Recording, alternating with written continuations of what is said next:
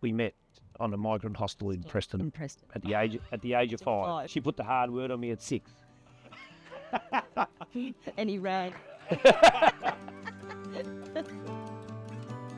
Well, even through our working life, we always had a goal. We'd do one holiday a year because you're doing a lot of work and you've got to have that time just to have at least one holiday a year. And even like we take the kids away and everything.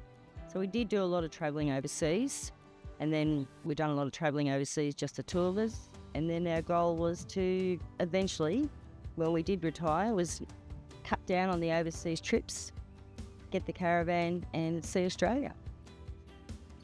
You don't start thinking about super until you get to that, your late 40s or 50s.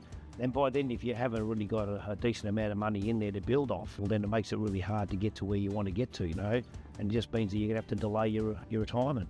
It was probably different for me, only because working in aged care, super wasn't really mentioned a lot. And when you're working in a majority women industry, well, I don't think I ever seen anyone even come out to talk about super. So really all my information was coming from Cbus, really. It's disappointing that it's not brought into the workforce more to let people really know what to do with their lives, especially a lot of women, because they just keep, like in my case, I had 2 kids, I stopped work, and I didn't start getting super until I was probably in my 30s. I just think I'd love to have known the impact that it was going to have on my life down the track, because it's, back in when you're 20 years old and your early 20s, you tend not to think about these sort of things.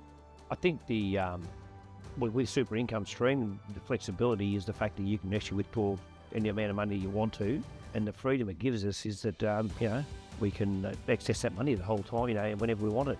I think super can be scary for the simple reason that people don't really know much about it, and you're not being informed of what they can and can't do. And once it's explained to them and the benefits of that, well then I think that alleviates that. So now we're doing the caravanning and travelling around and enjoying our life. Spinning the kids' head inheritance.